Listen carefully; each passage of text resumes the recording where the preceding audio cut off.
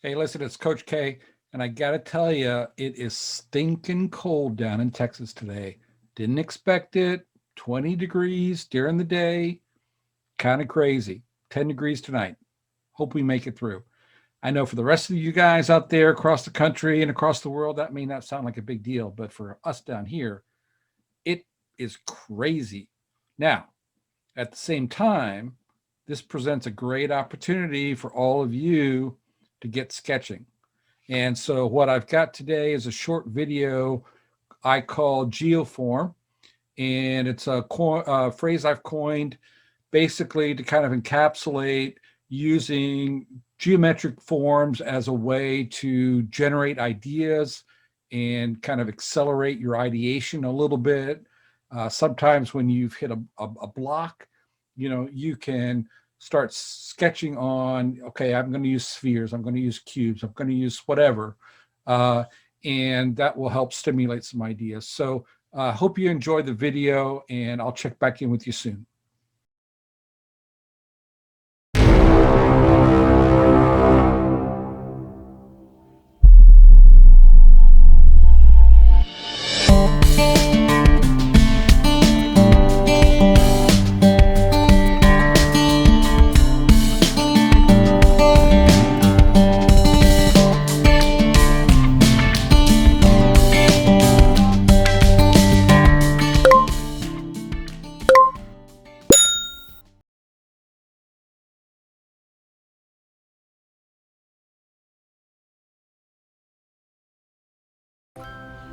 So we're going to get started here with a geoform exercise, which is utilizing geometric forms as the basis for ideation. And so today, this video will be dealing strictly with spheres, and I'm also using a Prismacolor very thin pencil, non-erasable lead.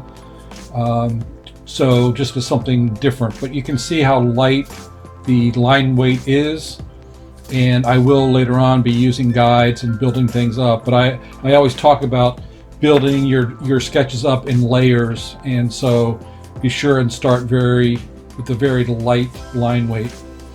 So here I've set up 3 different views. I went ahead and laid down the initial 3 circles that would become the forms, because I wanted to be sure to have my composition set up, and also I wanted to be sure and have different views of this object.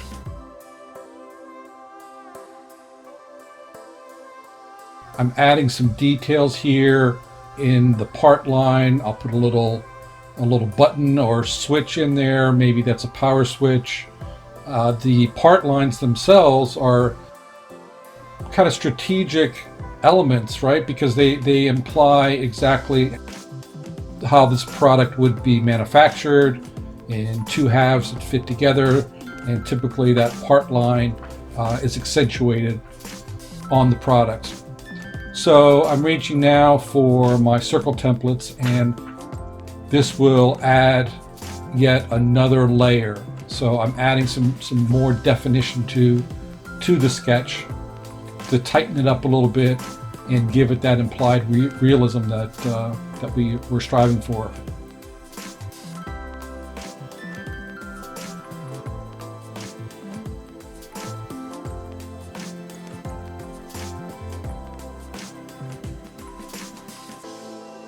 I'm still trying to work pretty fast here. I'm not, yes, the video is sped up a little bit, but the intention is to take as many shortcuts as possible to get to a finished looking drawing, right? We're trying to be efficient and as quick as we possibly can with our sketches.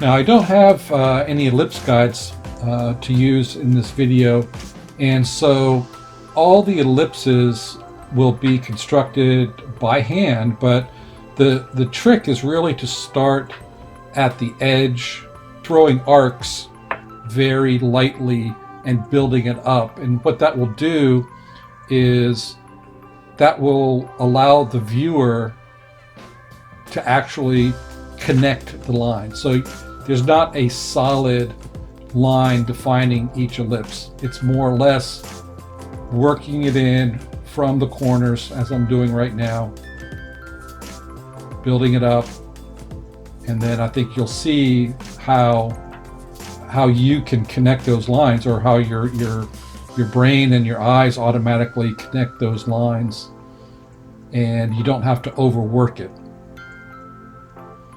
So it's also a great thing to practice, because you won't always have ellipse guides, and even if you do, you may not have one that would line up or fit your sketch. So it's nice to become kind of independent from all of the tools. They certainly have their place, but with more practice, you'll be able to do it without guides. The marker application is going on. I'm trying to keep it very smooth and deliberate. I usually go around the defined area first, but very quickly work the marker around with overlapping strokes. In that top area that I just finished, you can see I left a little area of white showing through, which is also kind of an efficiency thing, right? That could also imply a glossy surface, right? It could be a shiny light blue plastic. The bottom view, I've left just a small little slice of white in the field as well. So I have to think about where my light source is and what these surfaces are going to do.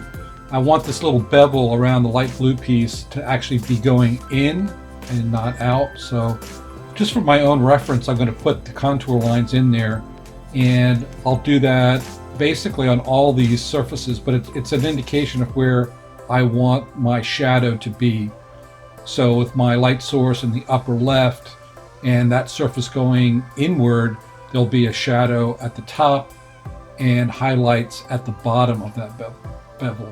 The marker work on the spheres themselves is just more or less a stylized approach. It's not something where you need to put a whole lot of marker to get your point across. So I think it's really a combination of marker and contour line will give the viewer a clear indication of what that surface is doing, and that it's a sphere.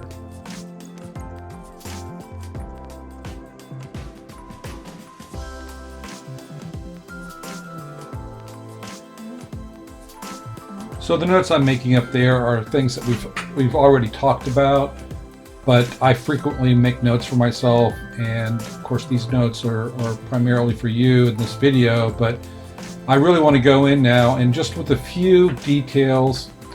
Maybe it's a texture, maybe it's a material indication, or power button, or LED. And what it does is it really brings your sketch to life, and it makes the product look more realistic, right? So this is the type of thing that your audience will clearly understand, even if they don't have a design background. You're trying to find a way for it to be legible and understandable to a wide audience. And this more detailed sketch, clearly this is much more than a thumbnail, but at the same time, it's an early ideation sketch.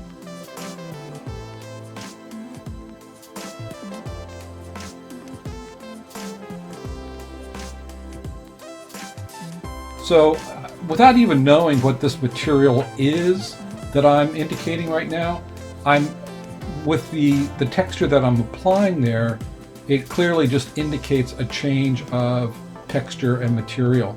It just reinforces that. So, and that's okay. You don't have to know, you won't have all the answers this early in the process as to exactly what all these materials are. But I'm going to continue. I added the Lux logo in the top view. Again, clients love to see their logos on things. They like to know that you're taking that into consideration and where that's going to be placed on the product. And I've added some more part lines right there. I'm going to fill them in with a little bit of a darker gray just to reinforce that line, that part line. And then some additional pen work.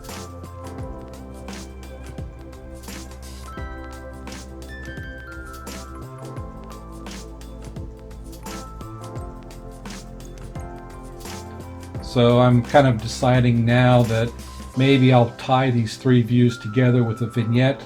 Again, this is the type of thing where, you know, I've decided I've committed to this page, these objects that I'm going to want to show them. So I'm going to reinforce their importance by adding a vignette that really highlights all these three views. And you can see that the vignette itself hangs outside of the products, right? So it's not, it doesn't enclose or encompass the entire product. I just wanted to help reinforce it on the page itself. So that's by adding some contrast. I'm not going with a strong color or anything like that.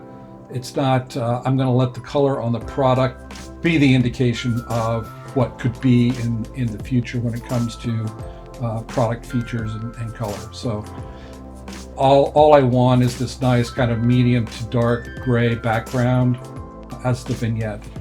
And you can kind of see I'm working again, overlapping strokes, keeping it wet, and working it as rapidly as I possibly can.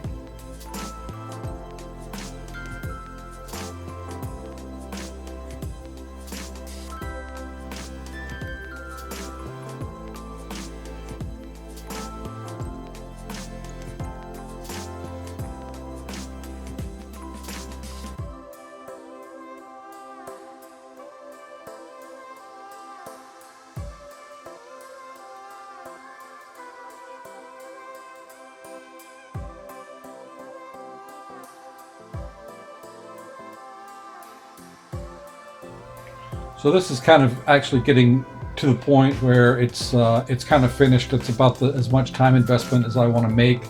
I'm adding a little bit of final line weight in here, the finishing touch to punch it off the page, and that's going to be close to it. So I think the real takeaway on this is the circle guide is the only guide that I used, and a straight edge for the baseline and some of the part lines, but really, it's the type of sketch that really is 90% freehand, and then build it up in layers, like I said at the beginning of the video. That's really crucial, I think, is to not overcommit too early on your line work. The final little cleanup with a white Prismacolor.